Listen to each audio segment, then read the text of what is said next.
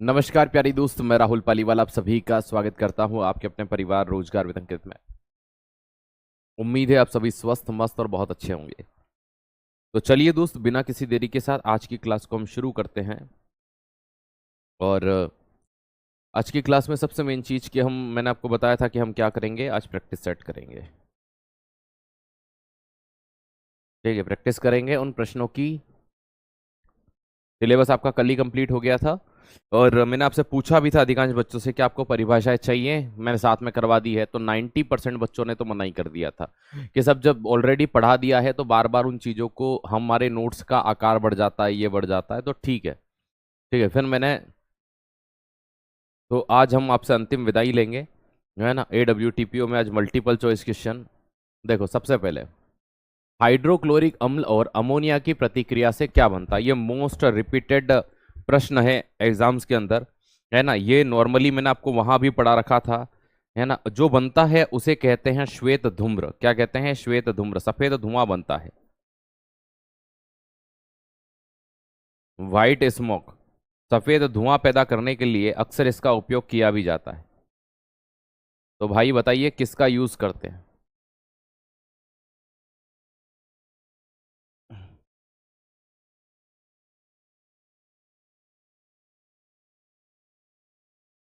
हम्म HCl के साथ में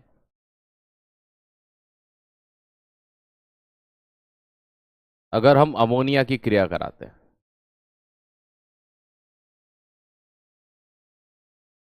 ये NH4Cl बनाते हैं, अमोनियम क्लोराइड।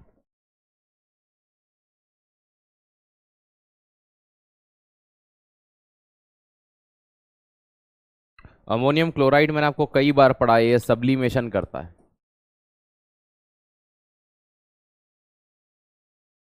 ऊर्ध्वपातन, ठोस से सीधा गैस में बदलता है। आप प्रश्नों के जवाब देते हैं ना, तो ए बी लिखने की बजाय पहले का ए दूसरे का बी इस तरह से लिखा करिए। कंप्यूटर का प्रैक्टिस सेट से वो कर लो बेटा। मेरी क्लास तो क्या टाइम 11 बजे है कि नहीं है? कि सर है तो बस फिर ऑब्वियसली बात है। गजब करते हो यार, है ना। आपको वो करना है आप वो कर लीजिए, आपको ये करना है आप ये कर लीजिए, है ना। चलिए, आज अंतिम क्लास है, उसमें भी आप, है ना। चलो अगला, निम्न में से कौन सी प्रतिक्रिया सल्फ्यूरिक अम्ल के निर्जलीकरण। देखो, सल्फ्यूरिक अम्ल जो होता है वो पानी को अवशोषित करता है। सल्फ्यूरिक एसिड के बारे में ये चीज मैंने आपको बताई है कि सल्फ्यूरिक एसिड जो होता है वो निर्जलीकरण का गुण रखता है। क्या करता है? ये निर्जलीकरण करता है ना। डिहाइड्रेट कर देगा उसको, है ना, उसमें पानी की कमी कर देगा। अब देखो कौन सी ऐसी अभिक्रिया है ना, सल्फ्यूरिक अम्ल के निर्जलीकरण को दर्शा रही है। अब CO2 कार्बन डाइऑक्साइड, इसमें तो कार्बन वो आया ही नहीं है भाई, ऑब्वियसली बात है।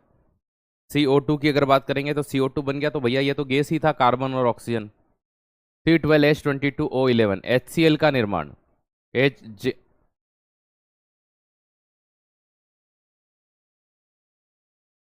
जिंक से H2 गैस का निर्माण, H2SO4 plus Zn। Zn SO4 plus hydrogen. तो क्या यहाँ तो कोई कमी हुई नहीं ऐसा? HCl का निर्माण, यहाँ भी नहीं, यहाँ भी नहीं।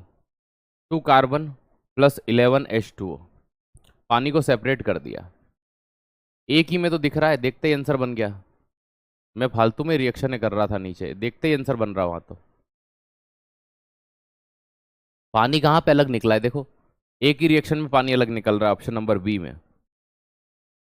एक ही रिएक्शन में पानी, निर्जलीकरण का मतलब होता है भैया पानी की कमी करना, और पानी कमी करने के लिए पानी को निकालना पड़ेगा। ठीक है, क्या होगा? पानी को निकालना। मैं आपके कमेंट बाद में लूंगा, मेरी आंखों में आज दिक्कत है, मैं देख नहीं पा रहा हूँ, धुंधलापन है। तो आप इनके जवाब दे दो, ठीक है। मैं बाद में आपके वहां पर देख लूंगा, ठीक है, पास में आकर के। चलिए,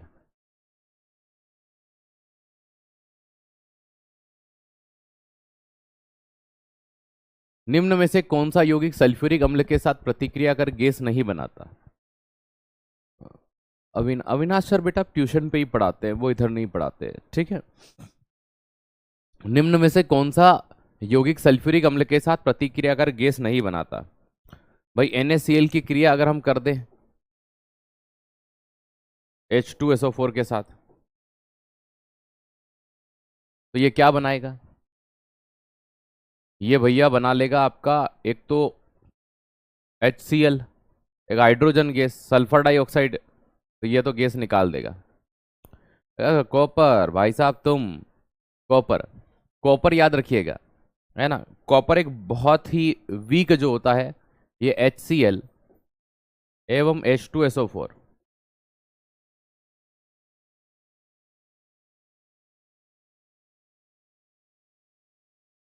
दोनों के साथ क्रिया नहीं कर पाता। क्यों नहीं कर पाता? क्योंकि क्रिया करने के लिए क्रियाशील होना पड़ता है, और ये क्रियाशीलता इसकी जो होती है वो कम है ना। हमें पता है आप 11वीं 12वीं अविनाश सर से पढ़ के आते हैं, तो उसके बाद आपका ये होता है कि अविनाश सर का भी पढ़ाए। देखो हर एक वो होता है ना, टीचर बदलते रहते हैं, जैसे आप स्कूल में किन्हीं और से पढ़ते हैं, कॉलेज में किन्हीं और से पढ़ते हैं, कहीं किन्हीं और से पढ़ते हैं, तो वो होता है ना, वो सबके साथ होता है। आपके साथ क्या, हमारे साथ भी वही होता था। चलिए, हाइड्रोक्लोरिक अम्ल को स्टील के टैंक में क्यों नहीं रखते? देखो अधिकतर जो भी अम्ल होते हैं उनको पर्टिकुलर किसी पात्र के अंदर रखना पड़ता है ना। हर किसी के अंदर हर किसी को नहीं रखा जा सकता, खासकर स्टील जैसे बर्तनों में तो रख ही नहीं सकते। तो क्यों नहीं रख सकते स्टील के पात्र के अंदर, बताइए।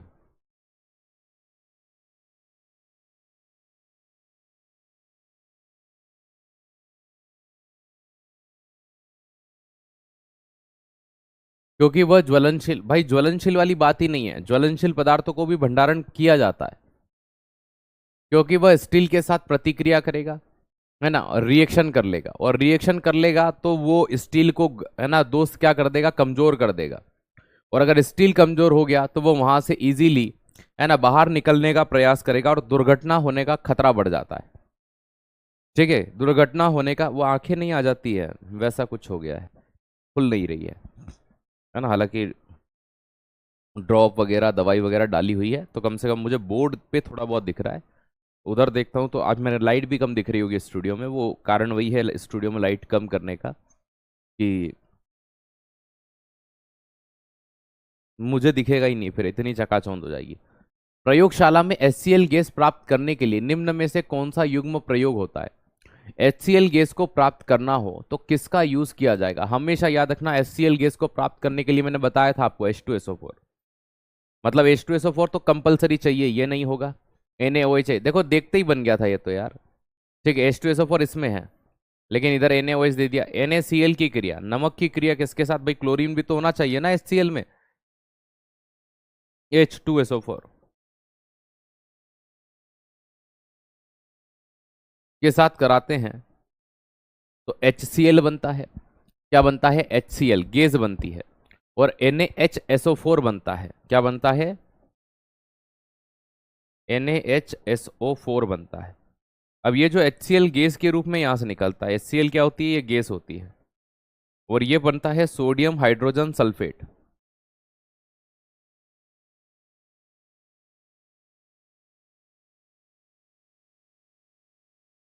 वो एक वर्ड कहते हैं ना अपने यहाँ के, कभी कभी ग्रह दशा खराब चल रही है, वो वाला मामला हुआ मेरे साथ। तो पहले टांग में दिक्कत हुई भाई साहब, फिर थोड़ी सी मसल दिक्कत में होने लगी टांग में, तो भाई साहब टांग का तो 1 1.5 महीने का छुट्टी करा दिया डॉक्टर साहब ने। वो बची कुची कसर थी तो चलो, है ना, आंखों में पूरी कर दी फिर। तो राइट आंसर क्या हो जाएगा? NaCl। अगला,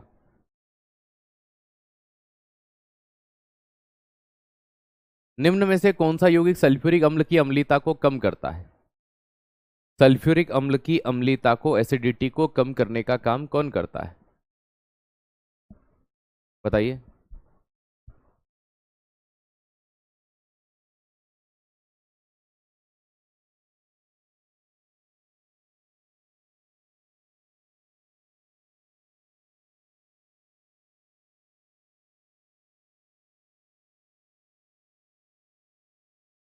निम्न में से सल्फ्यूरिक अम्ल की अम्लीयता को कम करता है।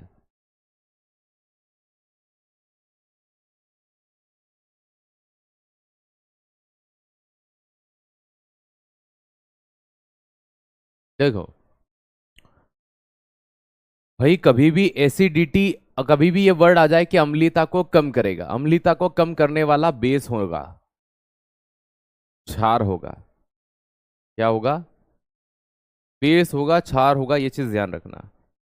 NaCO2 कार्बन डाइऑक्साइड, देखो HCl अम्ल होता है, तो अम्ल ये काम कभी नहीं कर सकता। ठीक है, मैंने आपको बताया कि धातु के जो ऑक्साइड होते हैं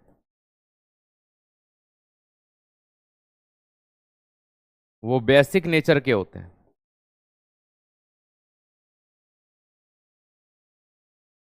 और अधातु के जो ऑक्साइड होते हैं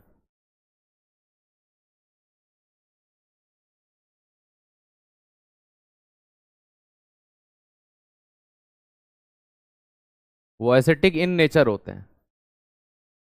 तो ये कार्बन और ऑक्सीजन दोनों अधातु हैं, तो ये भी अम्लीय होगा, तो ये भी वो काम नहीं करेगा। HCl तो अम्ल था। नाइट्रोजन, हाइड्रोजन और क्लोरीन, ये सब एक तरह से अधातु हैं, और अधातुओं के अगर कोई यौगिक बन रहा है तो वो भी इसी तरह का होगा। NaOH, सोडियम हाइड्रोक्साइड, यहां पर देखो सोडियम एक धातु होती है, ऑक्सीजन और हाइड्रोजन भले नॉन मेटल हो, लेकिन ये क्या है?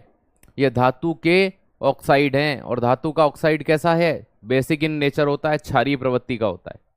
इसलिए बेसिक इन नेचर, भाई अम्ल को रोकने का काम बेस ही तो करेगा, अम्ल को रोकने का काम क्षार ही तो करेगा। तो न तो CO2 हो सकता था, न HCl हो सकता था, न ये हो सकता था। बहुत सारे बच्चे सोचते हैं कि अम्ल हो जाएगा इसमें, नहीं, छठे का ए सही होगा। HCl और जिंक की अभिक्रिया में कौन सी गैस बनती है? भाई ऑब्वियसली बात है, इन्होंने HCl की क्रिया किसके साथ करा दी? Zn के साथ करा दी। तो यहां पर दो Zn के मॉलिक्यूल लेने पड़ेंगे और दो HCl के, तो ये बन जाएगा ZnCl, जिंक क्लोराइड, और साथ में यहां से गैस निकलेगी जिसे हम कहते हैं हाइड्रोजन गैस। ठीक है, तो कौन सी गैस प्रोड्यूस होती है? Hydrogen gas. जिंक से जब HCl की क्रिया होगी तो जिंक क्लोराइड नामक एक सॉल्ट बनेगा, और एक गैस निकलेगी, वो कौन सी होगी? हाइड्रोजन गैस होगी। ठीक है, चलो। गाढ़े H2SO4 को जब चीनी, देखो ये प्रश्न कई बार आता है, मैंने आपको कई बार समझा दिया है ना? अलग अलग तरह से पूछा जाएगा। निर्जलीकरण करने के लिए अगर किसी में पानी की कमी करनी हो तो उसके अंदर क्या मिला दो? भाई H2SO4 मिला दो, सिंपल सी बात है। अब देखो यहाँ चीनी के अंदर डाल रहे हैं, क्यों डाल रहे हैं भाई? चीनी, भाई शक्कर के अंदर क्यों डाल रहे हैं? टेस्ट बढ़ाना है क्या हमको? है AWTPO के लिए है क्या? बड़ा अच्छा प्रश्न है आपका। ठीक है, वैसे तो यहाँ बड़े बड़े अक्षरों में भी लिखा है DELHIPOLICE 2025 AWOTPO। ठीक है, और ये क्लास भी आप उसी बेच में आकर के कमेंट करके पूछ रहे हो, एक बड़ा सा थंबनेल भी लगा हुआ है। ठीक है, बाकी आप फिर जिस जैसा समझे करे भाई। ठीक है, जैसा आपको ठीक लगे मालिक।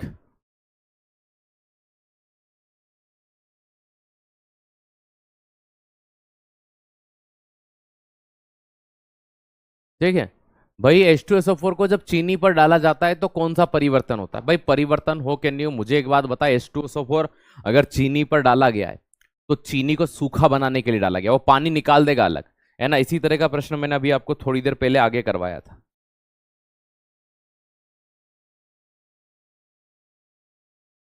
ये देखो, निम्न में से कौन सी प्रक्रिया सल्फ्यूरिक अम्ल के निर्जलीकरण को दर्शाती है? C12H22O11, ये क्या होता है? किसका सूत्र है ये? किसका सूत्र है ये? शर्करा का ही तो फॉर्मूला है, शुगर का ही तो फॉर्मूला है। और निर्जलीकरण यहाँ नहीं पढ़ाया था क्या? कि सर पढ़ाया था। वही प्रश्न तो यहाँ पे घुमा के पूछ लिया, जो पहले ऑप्शन में था वो प्रश्न में डाल दिया, जो पहले ऑप्शन में था वो प्रश्न में डाल दिया। तो भैया वो क्या करेगा? वो, है ना, चीनी गल जाती है, जल अवशोषित होकर कार्बन की छड़ बनती है। भैया ऑब्वियसली बात है, यहाँ पर हम एक चीज जानते हैं कि ये क्या करेगा? ये जल अवशोषित करेगा, ये जल की कमी करेगा। तो CO2 तो भैया मुझे इससे कोई मतलब नहीं है, कार्बन डाई चीनी गलेगी तो नहीं, पानी की कमी कर देगा, कोई अभिक्रिया नहीं होती, ये बात भी गलत है। जल को अवशोषित करेगा, अवशोषित करने पर ही तो कमी होगी पानी की, कोई दूसरा कारण तो यहाँ पे मुझे और लग नहीं रहा कि ये पॉसिबल हो सकता है। तो ऑप्शन नंबर सी। चलिए सर, पूरा कोर्स करा दिया और कुछ को ये भी नहीं पता क्लास किसकी चल रही है। हाँ, बात यही तो है। नहीं होता ये, जब एग्जाम पास नहीं होती ना, हाँ पढ़ लेंगे, हाँ ठीक है, वो वाले बच्चे भी होते हैं। तो है ना, ऐसे बच्चों की संख्या ज़्यादा है जो एग्ज़ाम आने पर पढ़ते हैं, उन बच्चों की संख्या कम है जो, है ना, वो एक चीज़ कही जाती है कि रण रण, है ना, रण मतलब रणभूमि, कि जब रण में युद्ध छिड़ते हैं तो युद्धाभ्यास नहीं होते, जब रण में युद्ध छिड़ते हैं तो युद्धाभ्यास नहीं होते, है ना, जंग लगी तलवारों से कभी युद्ध के आगाज नहीं होते। तो भाई साहब, आपकी तलवारें अगर पड़ी पड़ी जंग खा जाएगी और एग्जाम टाइम पर आप पढ़ने जाएंगे तो वो किसी काम का नहीं, लेकिन लगातार अभ्यास करते रहेंगे, है ना, अपनी तलवारों को रोज, है ना भाई साहब, धार चढ़ाते रहेंगे तो एग्जाम की एक दिन मुंडी उड़ना तय है। निम्न में से कौन सा अभिकर्मक HCl के साथ प्रतिक्रिया करके नीला लिटमस लाल कर देता है? भैया HCl की क्रिया करा रहे हैं, है ना, HCl के साथ प्रतिक्रिया करके नीले लिटमस को लाल कर देगा। नीला लिटमस लाल हो जाए, भाई नीला लिटमस क्या हो जाए, लाल हो जाए, तो वो अम्ल होता है, ठीक है, वो एसिड होता है। सोडियम धातु है, ये काम नहीं कर सकती। कैल्शियम ऑक्साइड CO, धातुओं के ऑक्साइड बेसिक होते हैं, बेसिक इन नेचर होता है।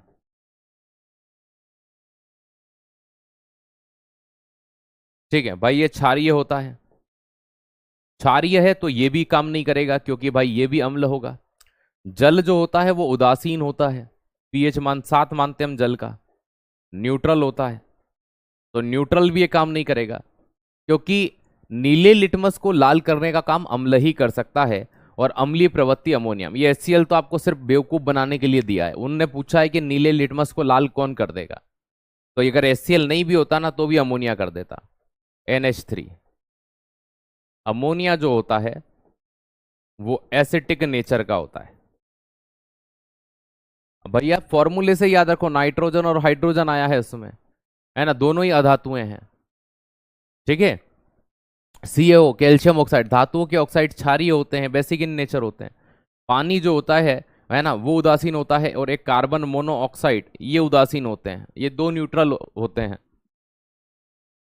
अगला, हाइड्रोक्लोरिक अम्ल का pH मान लगभग कितना होगा अगर सकेंद्रण 0.01 m हो?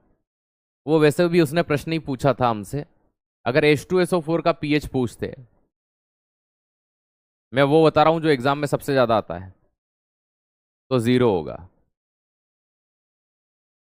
MgOH ट्वाइस का pH कितना होता है? 10.5 होता है। HCl का pH कितना होता है? 1.5 से 3, 1.5 से 3, ठीक है। कुछ बच्चे बोलते हैं सिर्फ 3 होता है, नहीं भाई, मैं 1.5 से 3 ही पढ़ाता हूं हमेशा। कुछ बोलते हैं कि भाई 1.5 होता है सर, कुछ बोलते हैं नहीं सर सिर्फ 3 होता है। आप लोग एक बुक की बात मानते हो, हम एग्जाम की बात मानते हैं। एग्जाम में कभी 2 आता है, कभी 1.5 आता है, ठीक है, कभी 2.5 भी देखा है मैंने, इसलिए मैं 1.5 से 3 पढ़ाता हूँ क्योंकि सारे ही काम बन जाते हैं। तो राइट आंसर क्या हो जाएगा? 2।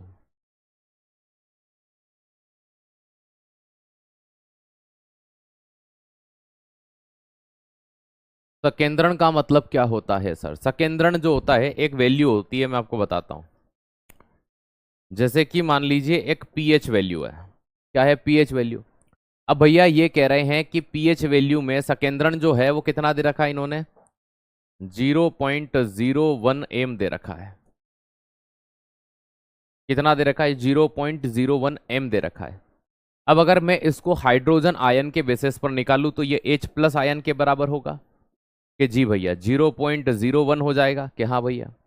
जब इस 0.01 को मैं pH के लोग में कन्वर्ट करता हूं तो ये वैल्यू pH के लोग में कन्वर्ट करते समय जो निकल कर के आती है कि डेसिमल में भैया सीधी सी बात 2 है, तो ये लोग माइनस का होगा और 0.01 इक्वल टू में क्या होगा? 2 होगा। ये निकालना पड़ता है पूरा, ठीक है, बहुत लंबा छोड़ा। आप तो सिंपल सा नॉर्मली याद रखो यार कि इसका पीएच लगभग 2 होता है। ठीक है, चलो। निम्न में से कौन सा यौगिक SO2 की पावर- और नीचे 4, ये ऐसे है ना, SO4 2 की पावर-। ठीक है, आयन की उपस्थिति का परीक्षण करता है भैया। H2SO4 में यूज करते हैं इसको कि उसमें सल्फर डाइऑक्साइड जो होता है उसके कितने मोलिक्यूल होते हैं, तो उसके परीक्षण के लिए इसका उपयोग किया जाता है। बताइए, बता रखा है मैंने, आए पढ़ा रखा है। सांद्र और तनु HCl में क्या अंतर होता है? देखो, हालांकि ये मैंने पढ़ा रखे हैं, तुमने क्लास नहीं ली होगी इसलिए पूछ रहे हो।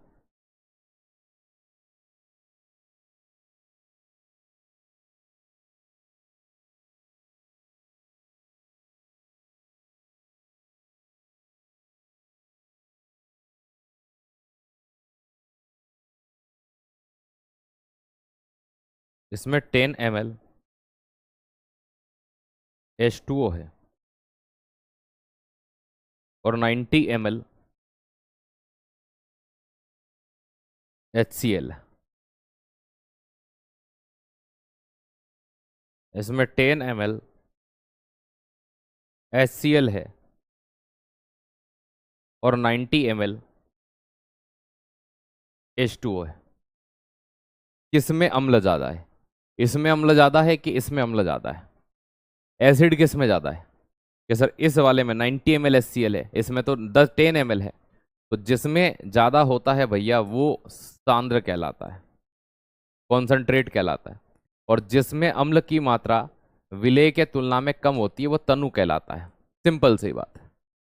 क्या कहलाता है? ये सांद्र हो जाएगा, तनु हो जाएगा। यहां पर दोस्त याद रखिएगा, हमें H2SO4 जो सल्फ्यूरिक एसिड होता है उसकी क्रिया जब हम बेरिलियम क्लोराइड के साथ कराते हैं BaCl2 के साथ, तो क्या होगा? जब BaCl2 के साथ ये क्रिया करता है तो ये बना देता है BaSO4, है ना, एक सफेद अवक्षेप होता है बेरिलियम सल्फेट BaSO4, है ना, जो नीचे तल में जम जाता है। ये नीचे का डंडा इसी चीज को दर्शाता है। और साथ में 2HCl हाइड्रोक्लोरिक एसिड बनता है। तो ये जो आपको यहाँ SO4 दिख रहा है ये क्या करता है? ये SO4 दोस्त याद रखिएगा, ये सफेद अवक्षेप प्रिसिपिटेट होता है जो तली में जमता है।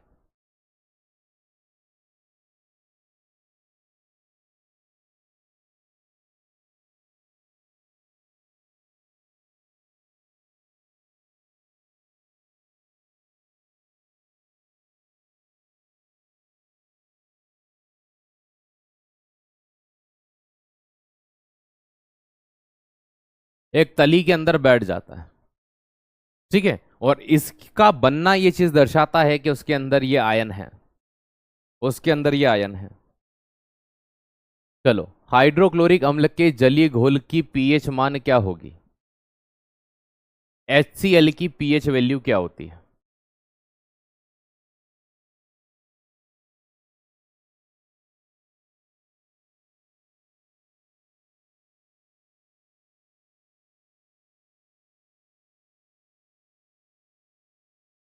नमस्ते नमस्ते नमस्ते।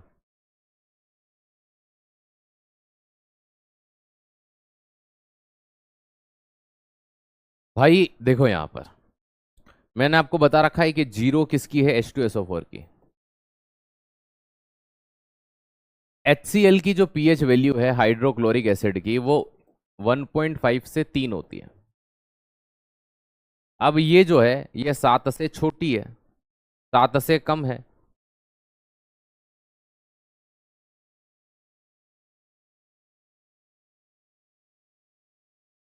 कुछ इसमें जीरो लगा देंगे, पता नहीं क्या सोच के लगाएंगे भाई। 1.5 और 3 7 से छोटा होता है। पीएच जो 7 होता है उससे छोटा होता है क्योंकि 7 उदासीन होता है।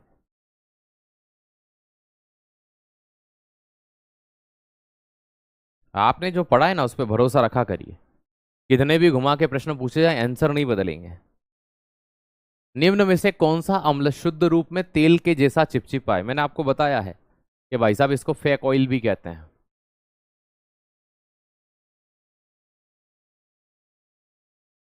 नाम पढ़ाया है मैंने आपको इसका।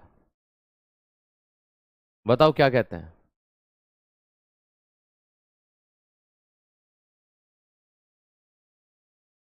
ऑयल ऑफ विट्रियोल मैंने पढ़ाया है आपको। मैंने कहा था फेक ऑयल भी कहते हैं इसको, तेल के जैसा दिखता है लेकिन होता एसिड है।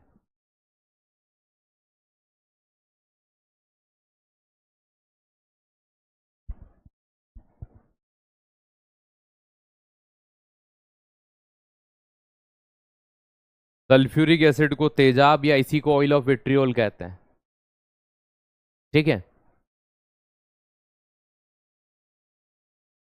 अगला, जब गाढ़े H2SO4 को NaCl पर डाला जाता है तो कौन सी गैस उत्पन्न होती है? बताइए।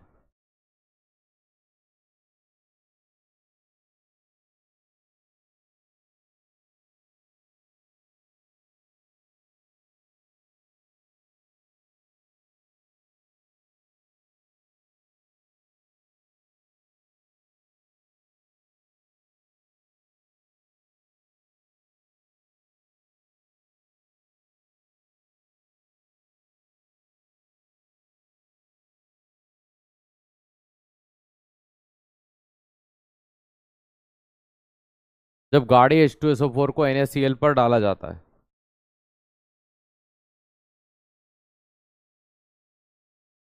गाढ़ा हो कि कुछ भी हो, भैया किस पे डाला गया है? NaCl। HCl बनेगा 100%।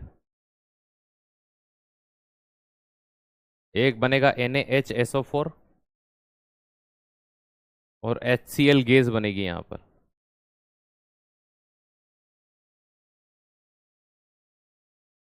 अभी रिएक्शन बताई थी थोड़ी देर पहले, थोड़ी देर पहले ही बताई थी। और HCl गैस अम्ल नहीं होती है, मैंने कई बार पढ़ा दिया आपको। ठीक है। अब इसमें भी आधे से ज्यादा हाइड्रोजन लगा रहे हैं तो फिर मेरी गलती नहीं है भाई। अभी जस्ट थोड़ी देर पहले ही आपको मैंने ये रिएक्शन करवाई है कहीं ना कहीं। ये रहा। ठीक है। तो चीजें घुमा घुमा कर ऐसे ही पूछी जाती हैं, आप सोचते होंगे कि अलग है कुछ। नहीं। चलो। 15।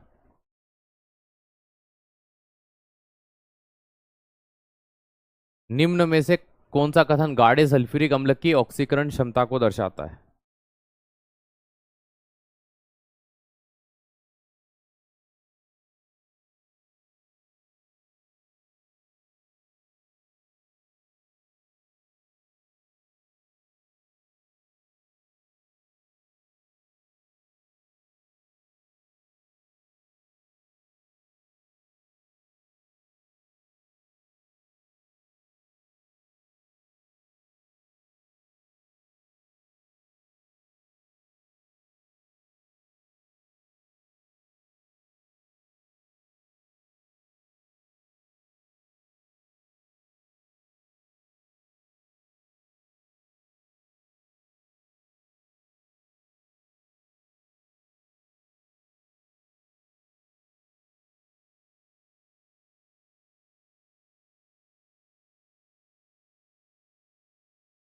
देखो, जिंक की क्रिया सल्फ्यूरिक एसिड के साथ निकालना हाइड्रोजन गैस धातु के साथ क्रिया को दर्शाता है। ये नहीं होगा। निम्नों में से कौन सा कथन गाढ़े सल्फ्यूरिक अम्ल की ऑक्सीकरण क्षमता को दर्शाता है? ऑक्सीकरण होना मतलब कि ऑक्सीजन का दूर जाना या ऑक्सीजन का जुड़ना। तो भैया अपचयन में ऑक्सीजन जुड़ती है, ऑक्सीडेशन में हाइड्रोजन वगैरह उल्टा होगा। CaCO3 प्लस H2SO4 CaSO4 हो जाएगा ये, और CO2 और H2 हो जाएगा, ये नहीं होगा। ठीक है, यहां पर ये चीज ध्यान रखना। अगला H2SO4 plus NaCl plus NaHSO4 plus HCl, यहां भी ये चीज नहीं हो रही। अब आप गौर से समझना मेरी एक बात। जब Zn था तो ये इसका SO4 मतलब ऑक्सीजन लेकर के भाग गया, तो मतलब कि यहां पर अपचयन को दर्शा रहा है। यहां देखो, ये कार्बन अपने साथ में इसका ऑक्सीजन लेके निकला है। सिर्फ एक ही ऐसा केस आपको दिख रहा होगा, ये यहां पर, कि ये इसका ऑक्सीजन लेके निकला, ये CO2 ये इसकी ऑक्सीजन लेके गया, ये इधर अकेला था, यहाँ पे CO2 बना। अब यहाँ देखना CaCO3, इसके पास ऑक्सीजन ऑलरेडी पहले से थी। अब इसने एक आध मोलिक्यूल ले लिया तो उससे फर्क नहीं पड़ता, जिसके पास नहीं थी और वो लेके गया उससे फर्क पड़ता है।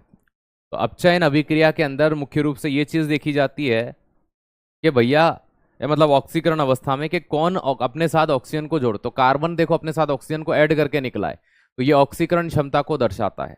ऑक्सीजन का जुड़ना ऑक्सीकरण, ऑक्सीजन का अलग होना अपचयन कहलाता है। बहुत सारे बच्चे सोच रहे होंगे सर ये वाला होगा नीचे वाला, नहीं भाई, यहां पर हाइड्रोजन के साथ SO4 पहले से था, यहां पर भी SO4, और यहां देखो ये Na और ये H SO4 as it is आया है ना भाई। अलग हुआ है तो क्या अलग हुआ, एक हाइड्रोजन दिया है बस क्लोरीन को बेचारे को, सोडियम और इसने ले लिया, तो ये तो विस्थापन का है ना, ये द्विग विस्थापन कहलाएगा ये तो। चलो गाढ़े H2SO4 को लकड़ी पर डालने से क्या होता है, कभी कभी क्या होता है कि जो H2SO4 होता है उसको लकड़ी के बुरादों के ऊपर डाला जाता है। क्यों डालते हैं, क्या ऐसा चाहिए होता है कि लकड़ी के बुरादों के ऊपर उसको डाला जाता है? लकड़ी का बुरादा इस एसिड को बहुत अच्छे से अपने अंदर अवशोषित कर लेता है ना। ऐसा दो कारण से किया जाता है। पहला कारण, ठीक है, पहला कारण ये होता है कि नमी निकालना, नमी को कम करना, क्योंकि ये निर्जलीकरण करता है, तो सबसे पहला पॉइंट ये होता है कि वो नमी को कम करता है।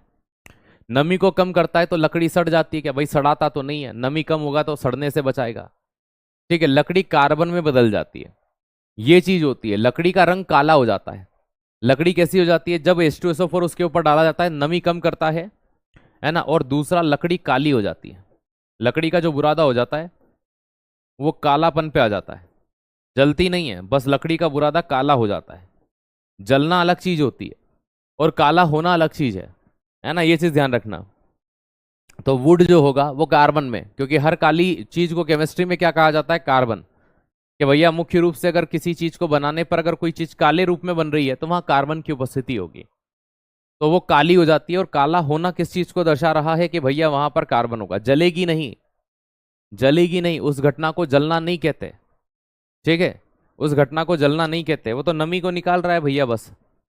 निम्न में से कौन सी गैस हाइड्रोक्लोरिक अम्ल और मैग्नीज डाइऑक्साइड, ये मैंने रिएक्शन के साथ पढ़ाया है आपको कि MnO2 मैग्नीज डाइऑक्साइड MnO2 की क्रिया HCl के साथ कराते हैं हाइड्रोक्लोरिक एसिड के साथ, तो इस अभिक्रिया के फलस्वरूप कौन सी गैस बनती है भैया, ये पूछा गया है। अब यहाँ पे आपके माइंड में देखो, यहाँ से ऑक्सीजन गैस भी आ सकता है, हाइड्रोजन गैस भी आ सकता है, क्लोरीन भी आ सकता है, डिपेंड ये करता है कि भैया आप आंसर क्या लगाते हैं। हम 2HCl ले लेते हैं यहाँ पर, हो जाओ शुरू। तीन ऑप्शन तो आपको एज इट इज दिख ही रहे हैं, है ना। एस वाला ऑप्शन नहीं हो सकता क्योंकि सल्फर पूरे प्रश्न इक्वेशन में ही नहीं है, बताइए। MnO2 + 2HCl, ऑक्सीजन 2 दूना 4, तो इसकी वैलेंसी बढ़ानी पड़ेगी, इसे आप 4 ले लो, 4HCl कर लो, क्योंकि इसकी वैलेंसी यहां पर 4 है ना, एक की 2 है तो Mn की 4 होगी।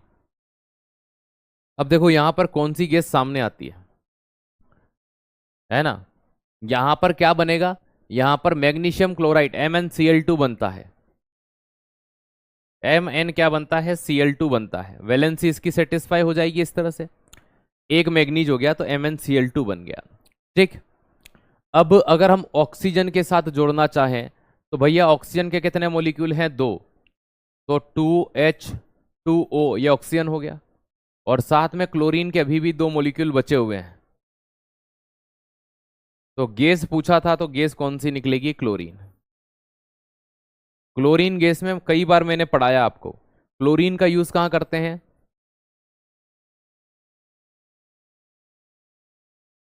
ब्लीचिंग पाउडर में,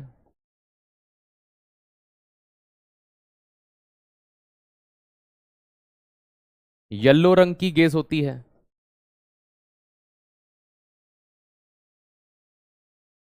कौन से कलर की गैस होती है, येलो कलर की गैस होती है, जल शुद्धिकरण में इसका यूज करते हैं।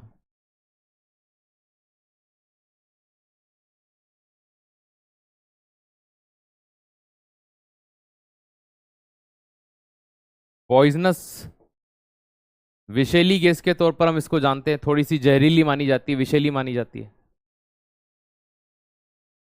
चलो, निम्नलिखित अभिक्रिया में से कौन सी अभिक्रिया सल्फ्यूरिक अम्ल की अत्यंत जल स्निग्ध, भाई वही चीज है ये, जल स्निग्ध का मतलब पानी की कमी करा रहे हैं, देख लो कहीं पे शक्कर दिख रहा हो तो आंख बंद करके ठोक दो, अपन आगे बढ़ते हैं।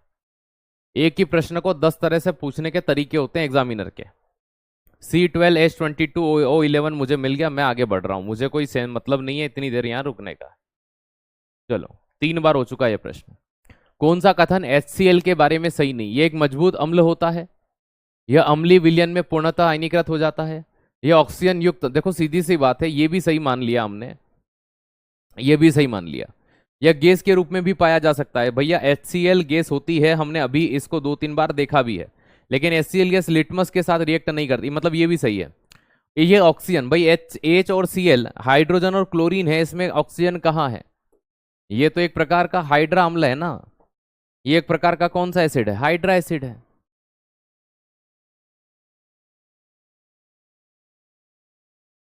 निम्न में से कौन सा तत्व अपने प्रतीक के अनुसार सही नहीं है? बताइए, कौन सा तत्व अपने प्रतीक के हिसाब से सही नहीं है?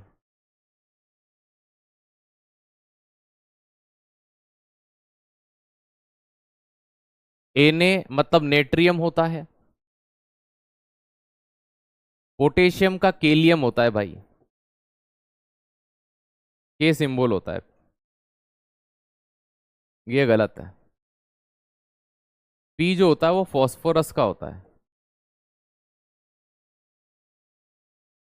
कैल्शियम का सी सही है, और फेरम लोहे का भी सही है।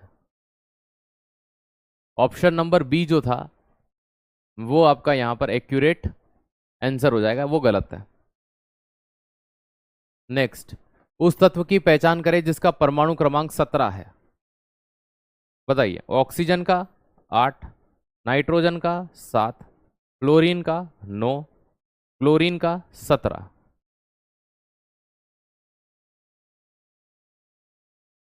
कितना होता है? 17।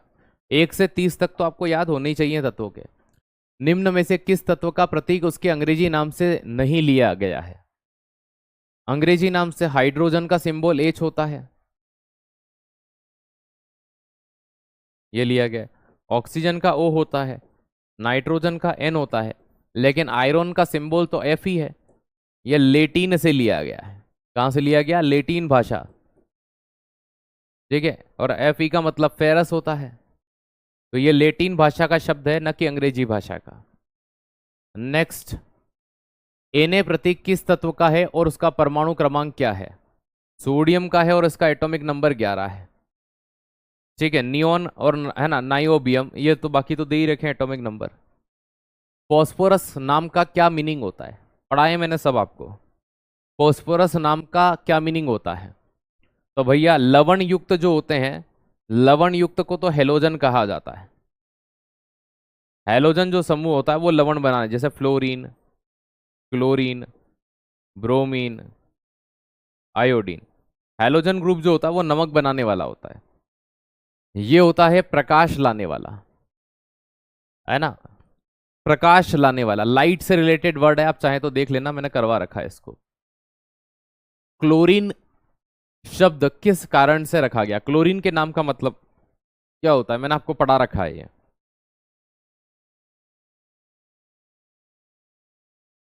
बताओ जल्दी, अभी भी पढ़ा दिया इस क्लास में भी।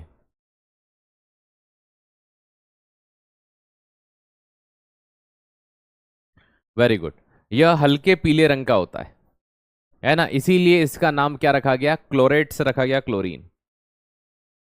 कैल्शियम नाम की उत्पत्ति देखो, कैल्शियम का सिंबल Ca होता है, ठीक है, और इसकी उत्पत्ति काई से हुई है? कैलेक्स। कैलेक्स का मतलब होता है चूना पत्थर। लाइमस्टोन वही चूना ही तो होता है। 27, हाइड्रोजन शब्द का मतलब क्या होता है? जल को कौन रिमूव करता है? वाटर रिमूवर, H2SO4, ठीक है। एसिड मेकर किसे कहा जाता है? ऑक्सीजन। वाटर मेकर किसे कहते हैं? हाइड्रोजन।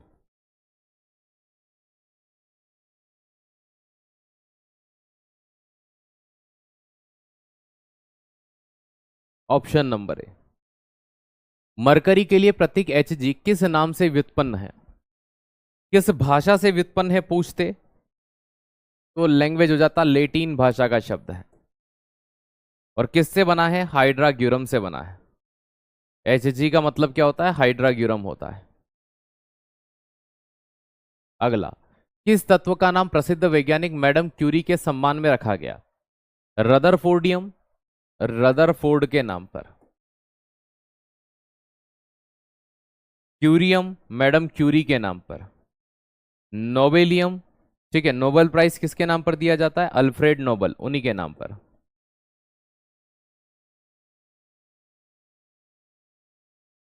ठीक है ना? सिबोर्गियम, सिबोर्ग के नाम पर।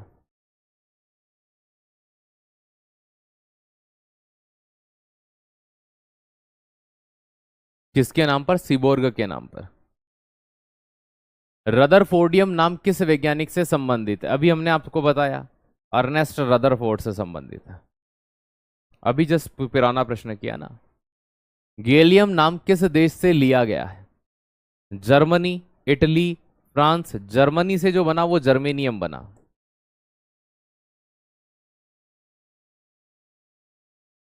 बताइए, कहां से लिया गया?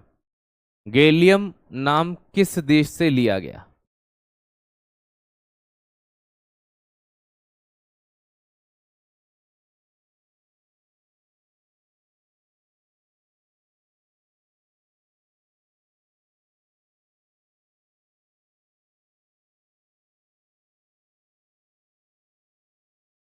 सर इतने सरल पूछेगा बेटा? ऐसा थोड़ी होता है, 100 प्रश्न पूछेगा तो 100 ही ऐसा पूछ ले कि ना तो आपको आते हो, ना दूसरी बार एग्जामिनर खुद दे तो उसको आते हो, है ना? भैया, कट ऑफ भी तो जाता है 100 में से 80 नंबर। आप 100 में से कितने प्रश्न कठिन आते हैं? है ना? 100 में से कितने प्रश्न कठिन आते होंगे? 10 आते होंगे, 15 आते होंगे। आप उन 10 और 15 के बेसिस पे, है ना, 80 85 प्रश्न को ये नहीं बोल सकते कि भाई साहब ये भी कठिन। अगर ऐसे पेपर आने लग जाएं कि जो आपको पल्ले ही नहीं पड़ रहे हैं, 100 के 100 प्रश्न ऐसे आ जाएं, तो कट ऑफ मान लीजिए फिर 40 नंबर से ऊपर चली जाए 100 में से, तो क्योंकि जो किसी से नहीं बन रहे वो फिर किससे बनेंगे? आपने सिलेबस से ही तो आएंगे प्रश्न, कहां से आएंगे भाई? पढ़ी हुई चीजें सरल लगती हैं। आइए, तो ये फ्रांस के ऊपर रखा गया था। ठीक है, जिन बच्चों ने इसको पढ़ा है उनको पता होगा, यह फ्रांस के नाम पर रखा गया। आधे अभी भी जर्मनी से गैलियम बता रहे हैं, पता नहीं क्या ही कर रहे हैं। फ्रांस आएगा सही। ठीक है, 31 में सी आएगा। फ्रांशियम।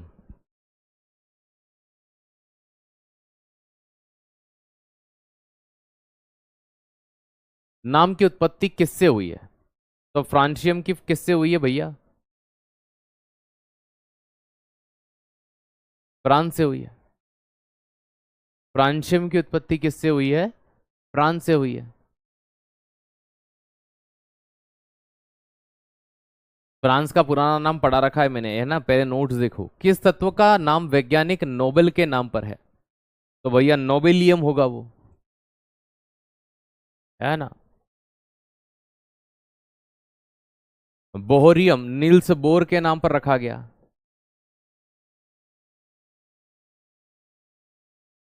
है ना भाई? डिमिट्री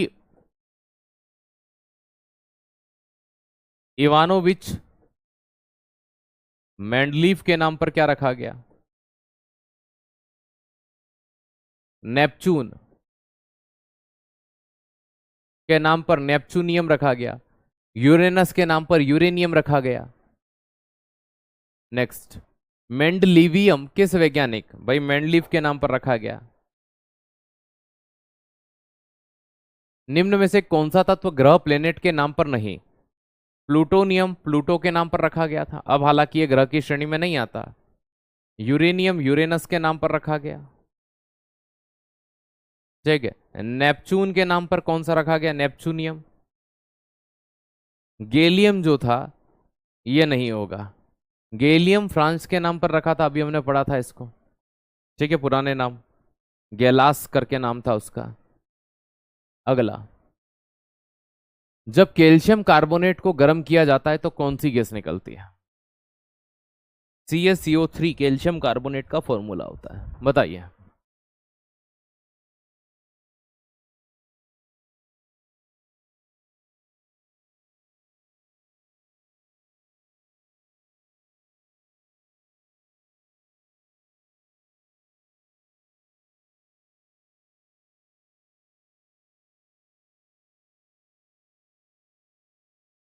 देखो भाई,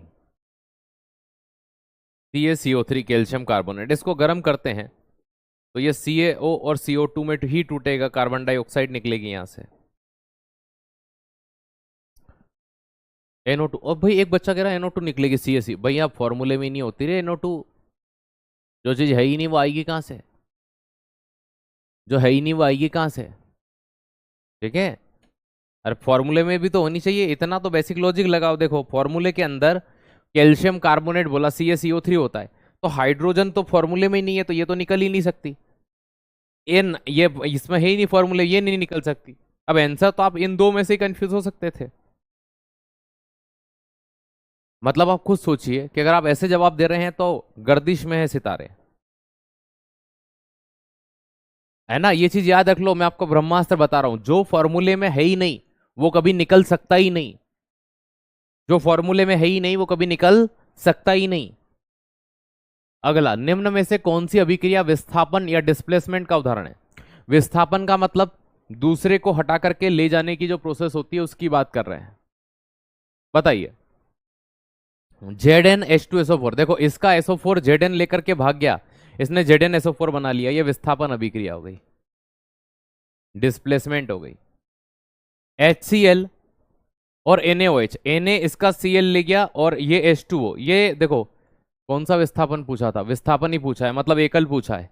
ये जो है ना, ये द्विक विस्थापन है।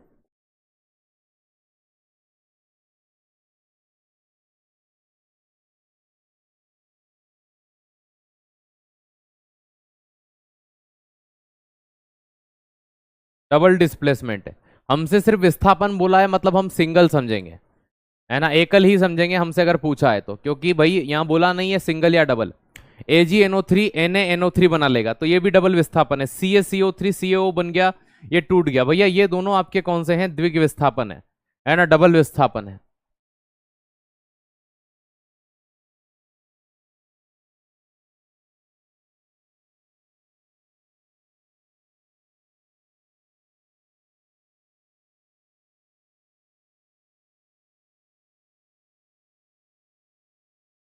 बेटा अखिलेश, आपका कमेंट हम बाद में ले लेंगे, आ जाइए। मुझे दिख भी नहीं रहा है वहां तक, बड़ी मुश्किल से धुंधलेपन पे आपका नाम देख पाया हूं। ठीक है, इसका जवाब दो।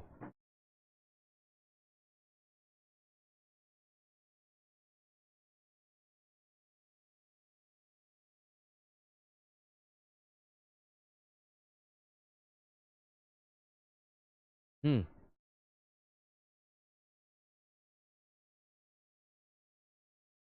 AgNO3, ये Ag जो था ये इसका Cl लेके आ गया, और ये Na इसका NO3, ये डबल विस्थापन है।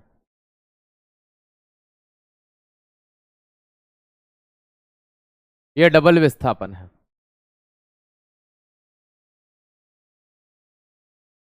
एक्सोथर्मिक प्रतिक्रिया में क्या होता है? एक्सोथर्मिक मतलब जिसमें ऊष्मा बाहर निकलती है, ठीक है, तो ऊष्मा मुक्त होती है।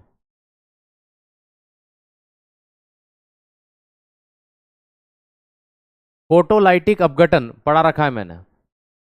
प्रकाश की उपस्थिति में टूटने का काम कौन करता है? उसे फोटोलाइटिक अपघटन कहते हैं। बताइए। दो ही तो करते हैं, दो ही अभिक्रिया पढ़ा रखी है मैंने, एक तो AgCl की पढ़ा रखी है और एक AgBr की पढ़ा रखी है। दोनों में से कोई एक ऑप्शन में होगा AgBr। नेक्स्ट, Na+Cl2, देखो दो चीजें जुड़ करके एक नया प्रोडक्ट बनाती है तो संयोजन अभिक्रिया, कॉम्बिनेशन। H2+Cl2+2HCl, इस अभिक्रिया में कौन सी प्रक्रिया शामिल है ना भैया? हाइड्रोजन के साथ क्लोरीन का जुड़ना क्या कहलाता है? हाइड्रोजन अगर किसी के साथ जुड़े, हाइड्रोजन अगर किसी के साथ जुड़े तो उसे हम क्या कहते हैं? ऑक्सीकरण कहते हैं। क्या कहते हैं? ऑक्सीकरण। और अगर किसी इलेक्ट्रॉन त्यागे जाए तो उसे क्या कहते हैं? अपचयन। तो भैया क्लोरीन में अपचयन और हाइड्रोजन में ऑक्सीकरण दोनों हो रहे हैं यहां पर। इस क्लोरीन में क्या हो रहा है? अपचयन। और हाइड्रोजन का क्या हो रहा है? ऑक्सीकरण। तो हाइड्रोजन का क्या हो रहा है? ऑक्सीडेशन हो रहा है। तो जब ये दोनों घटनाएं एक साथ होती हैं, ऑक्सीकरण और अपचयन, तो इस घटना को क्या कहा जाता है? रेडॉक्स अभिक्रिया है एक प्रकार की। कैसी अभिक्रिया है?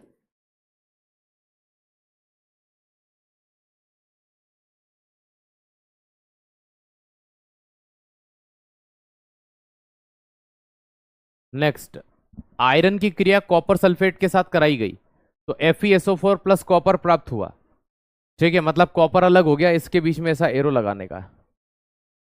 ठीक है,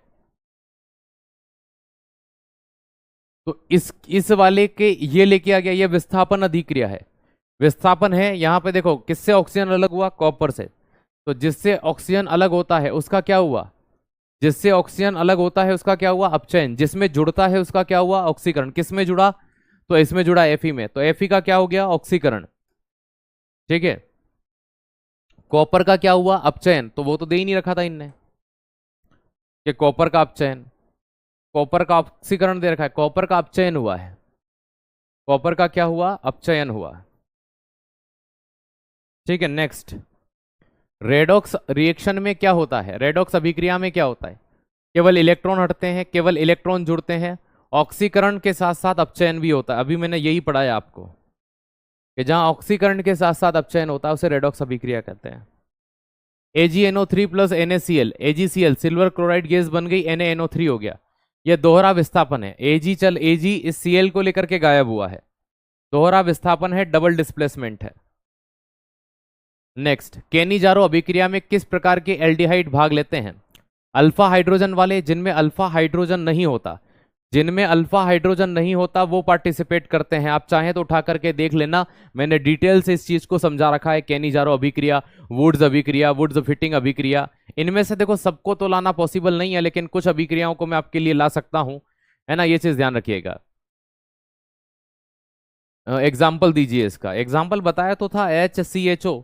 अब देख लो, अल्फा हाइड्रोजन नहीं होता, अल्फा हाइड्रोजन का मतलब है कि भाई डायरेक्टली कनेक्टेड ना हो, है ना। चलो, सेंड मेयर अभिक्रिया में किस तत्व की सहायता से ओराइल ब्रोमाइड बनता है, ओराइल ब्रोमाइड बनाने के लिए कौन सी अभिक्रिया, सेंड मेयर अभिक्रिया की बात कर रहे हैं, किसका यूज करते हैं भैया, तो कॉपर का, है ना, कॉपर ब्रोमाइड होता है, वही तो टूटता है आगे जाकर के, तो कॉपर ब्रोमाइड का यूज करते हैं। तो राइट आंसर हो जाएगा कॉपर ब्रोमाइड। चलो, है ना, वू अभिक्रिया, वू तो नहीं होगा, ये वुड्स अभिक्रिया होगा। वुड्स अभिक्रिया में दो हेलोजन यौगिक सोडियम के साथ जोड़ते हैं, किसके साथ रिएक्ट करेंगे, याद रखना, वुड्स अभिक्रिया में, है ना, ये किसके साथ जुड़ते हैं, वुड्स। गैब्रियल संश्लेषण का उपयोग, गैब्रियल थैलामाइड अभिक्रिया मैंने आपको पढ़ाई है। ठीक है, संश्लेषण किसके निर्माण में किया जाता है, तो गैब्रियल थैलामाइड का यूज किसके लिए करते हैं, है ना, बताइए किसके लिए करते हैं। ठीक है भैया, प्राइमरी अमीन बनता है इससे, गैब्रियल थैलामाइड से प्राइमरी अमीन, कल गला फाड़ फाड़ के। कोल्बे इलेक्ट्रोलाइसिस से किस प्रकार का उत्पाद बनता है, कोल्बे इलेक्ट्रोलाइसिस से किस प्रकार का उत्पाद बनता है, कोल्बे रिएक्शन से किस प्रकार का प्रोडक्ट बनता है, बताओ।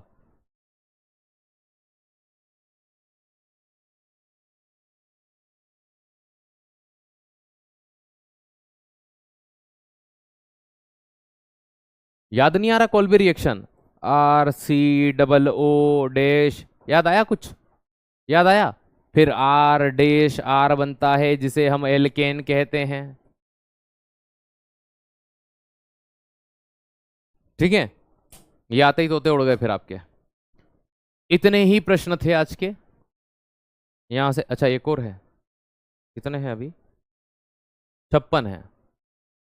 ठीक है, ग्रीनार्ड अभिकर्मक, ग्रीनार्ड अभिक्रिया में, सॉरी सॉरी, मुझे लगा था एक दो प्रश्न और हैं अभी, है ना।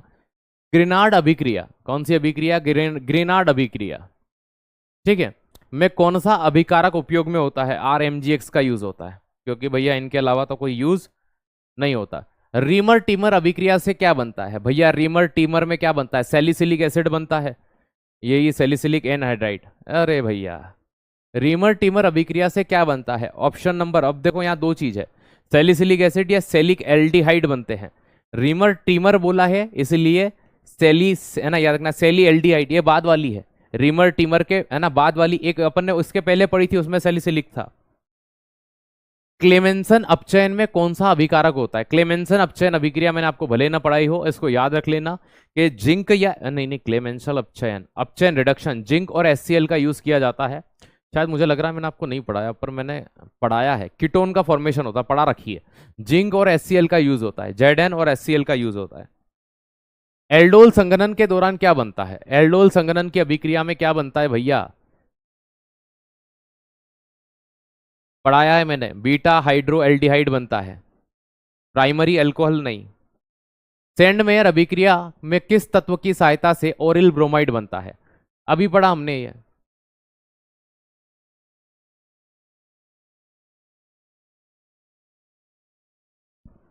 ठीक है, अभी पढ़ा हमने ये, बताओ।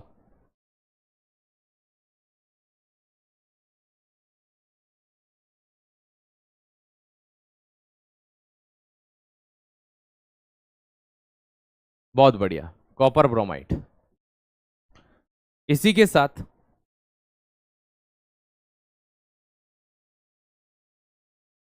AWTPO का सिलेबस समाप्त। ठीक है, AWTPO का सिलेबस समाप्त। ठीक है, आप सभी को बहुत बहुत ऑल द बेस्ट। कुछ पूछना चाहते हो तो एक आध मिनट पूछ लो, मैं पास में बैठ करके आपके जवाब दे देता हूँ। कंबाइंड PDF आपको 1 से 2 दिन के अंदर बिल्कुल मिल जाएगी इसकी। कुछ एक्स्ट्रा जानकारी चाहते हो तो बता दो, अदरवाइज क्लास को ऑफ करते हैं।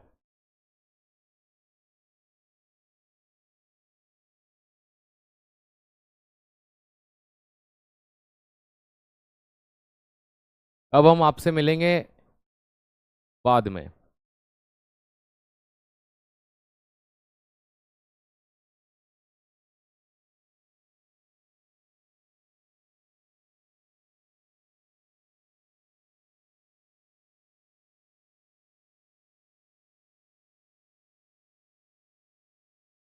चलिए, अब कोई आपका भाई पूछे WTPO की क्लास कब होगी तो बता देना सर ने सिलेबस पूरा करा दिया है। बस इतना, कभी कहीं कमेंट दिख जाए आपको टेलीग्राम ग्रुप में तो इतना रिप्लाई उस भाई को जरूर कर देना। चलिए, धन्यवाद आप सभी को बहुत बहुत।